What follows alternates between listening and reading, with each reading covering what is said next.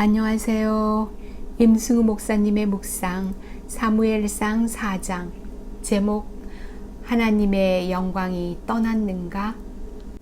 또 이르기를 하나님의 궤를 빼앗겼으므로 영광이 이스라엘에서 떠났다 하였더라. 사무엘상 4장 22절 말씀. 선지자가 있었는데도 성경이 말하는 공식적인 선지자의 시작은 사무엘부터입니다. 모세도 선지자였고 아브람도 선지자라고 인정을 받았지만 왕정의 시작과 함께 왕에게 하나님의 뜻을 전하는 선지자로서의 역할은 사무엘이 시초입니다. 사무엘상 3장 후반부는 온 이스라엘이 사무엘이 여호와의 선지자라고 세움을 받았다는 것을 알았다고 말합니다. 그런데 지금 사무엘 선지자는 이스라엘과 블레셋의 전쟁에서 아무런 역할을 하지 못하고 있습니다. 이스라엘은 이제까지 호전적이고 철병기를 가진 블레셋과의 싸움을 피해 다녔습니다. 그러나 사무엘상 4장 2절을 보면 이스라엘이 먼저 블레셋에게 싸움을 걸며 적극적으로 나서는 듯 보입니다. 그들은 자신들이 이제는 블레셋과 싸울만 하다고 생각하는 듯 보입니다. 그런데 그들은 여호와의 뜻을 전혀 묻지 않습니다. 선지자 사무엘이 있었고 그를 통해 여호와의 말씀이 나타나는 것을 알고 있었지만 그들은 묻지 않습니다. 더 이상 여호와의 말씀이 희귀하지 않았지만 그들은 묻지 않습니다. 그리고 그들은 패하여 4,000명가량이 죽임을 당합니다.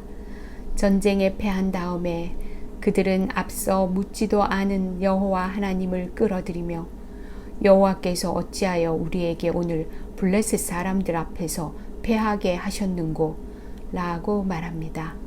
자신들이 전쟁에 나가면 당연히 하나님이 따라와야 한다고 생각하는 모습이 드러납니다.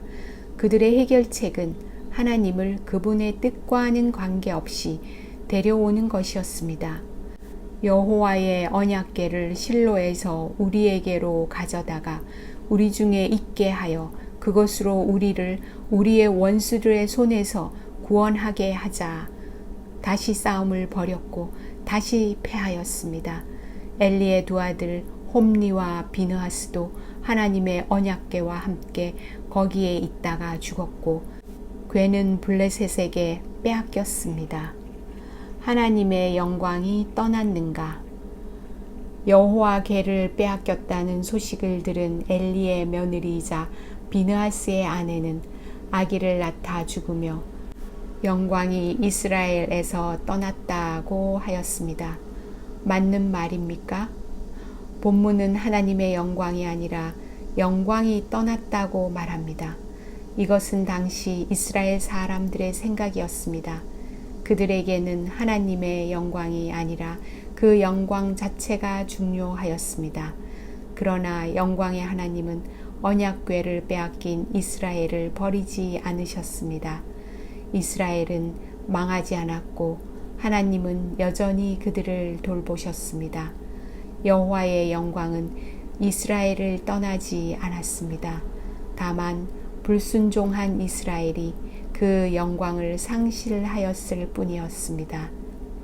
선지자가 옆에 있고 말씀이 가까이 있는데도 자기 마음대로 행하는 자에게는 이런 일이 일어납니다. 기도. 언제나 말씀을 가까이 하며 언제나 주님의 뜻을 묻는 자가 되게 하소서. 아멘.